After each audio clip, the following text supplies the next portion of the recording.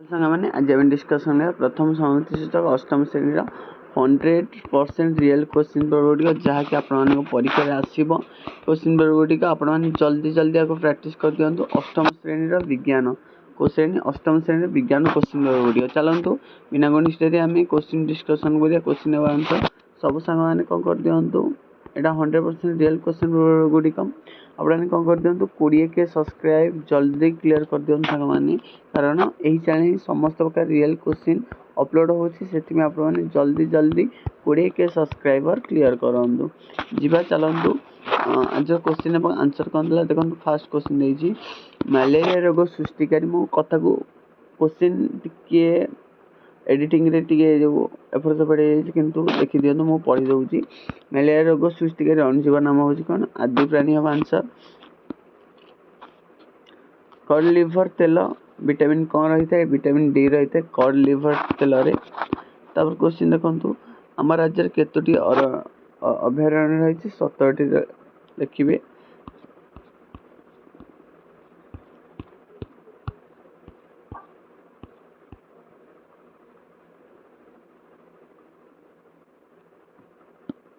ଗ ନମ୍ବର କହୁଛି pressure କୁକରର handle କେଉଁଥିରୁ ତିଆରି? ଏଇଟା ବେକେଲାଇଟ୍ରୁ ତିଆରି। ତାହେଲେ ଆମ ଦେଶରେ କେତୋଟି ଅଭୟାରଣ୍ୟ ରହିଛି? 17ଟି ରହିଛି। ଓ ନମ୍ବରକୁ ଯିବା ବଂଶଗତିର ଏକକ କିଏ? ନା ଜିନ୍ ଅଟେ।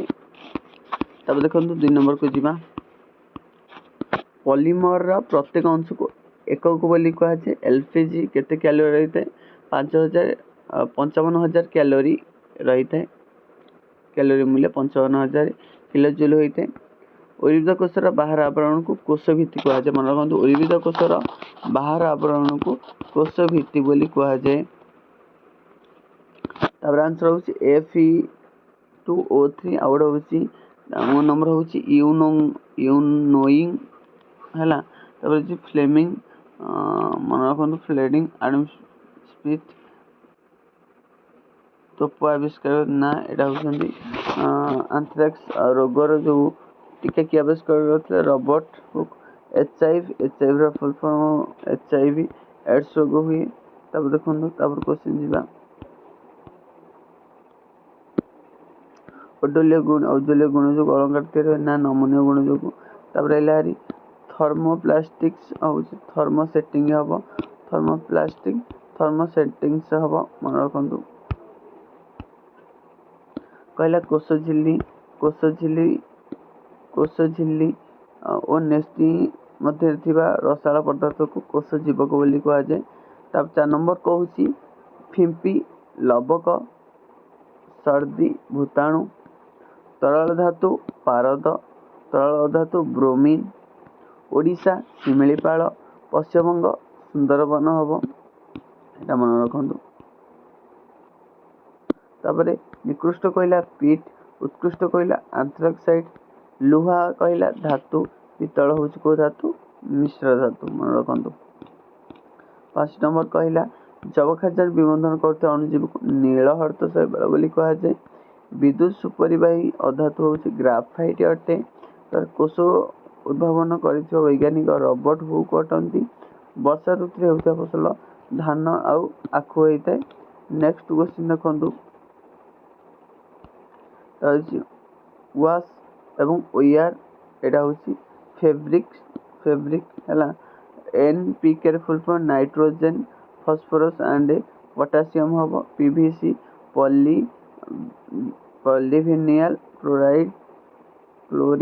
ତାପରେ LPG ଲିକ୍ୱିଫାଏଡ୍ ପେଟ୍ରୋଲିୟମ୍ ଗ୍ୟାସ୍ ଅଟେ। କସ୍ତମ ଦେଲା, ଚାଲନ୍ତୁ ଦେଖିବା।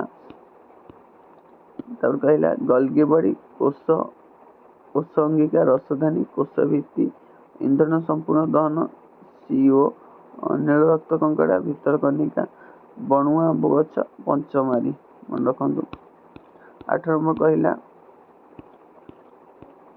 କସ୍ତମ ପ୍ରାଣୀ କୋଷ ଆଉ ଉଦ୍ଭିଦ କୋଷ ମଧ୍ୟରେ ପାର୍ଥକ୍ୟ ପଚାରିଛି। କାହା ମଧ୍ୟରେ ପ୍ରାଣୀ କୋଷ ଆଉ ଉଦ୍ଭିଦ କୋଷ ମଧ୍ୟରେ କ'ଣ ପଚାରିଛି? ପାର୍ଥକ୍ୟ ପଚାରିଛି। ଦେଖନ୍ତୁ ପ୍ରାଣୀ କୋଷ ଭିତ୍ତି ନଥାଏ, ପ୍ରାଣୀ କୋଷରେ ଲବକ ଥାଏ। ପ୍ରାଣୀ କୋଷରେ ରସଧାନୀ ଗୁଡ଼ିକ କ୍ଷୁଦ୍ର, ଉଦ୍ଭିଦ କୋଷରେ କୋଷ ଭିତ୍ତି ଥାଏ। ଉଦ୍ଭିଦ କୋଷରେ ଲବକ ଥାଏ, ପତ୍ରରେ ଥିବା ହରିତ ଲବକ ଥାଏ। ଉଦ୍ଭିଦ କୋଷରେ ରସଧାନୀ ଗୁଡ଼ିକ ବୃହତ ଆକାରରେ ହୋଇଥାଏ। धातु अधातु मध्य पार्थक्य धातु तापरी सुपरिवाही धातु गुड़िक अजलियत थाए धातु गुड़िक नमनीय अधातु ताप कुपरिवाही अधातु गुड़ी अजलियत न थाए अधातु गुड़ी नमनीय कि तन्यता नुहति अधातु गुड़ी विद्युत कुपरिवाही अटंती यहाँ देखिदेवे। तापर हूँ सुखिला काठ अपेक्षा सुखिला कागज शीघ्र सुखी जाए कहीं सुखिला कागज प्रज्वलित तापमात्रा सुखिला काठ अपेक्षा कम तेणु सुखिला काठ कागज शीघ्र प्रज्वलित पहुँची थाए। विज्ञान गारे पॉलीमर टिके देखा विज्ञान गारे वस्त्र पिंधि अंचित कारण पॉलीमर गुड़िक दुईटी ग्रीक शब्द एवं गुड़िक अर्थ होची अनेक मर एवं प्रकार अणु यह रेयन नाइलॉन पॉलिस्टर एक्रिलिक तैयारी होता है।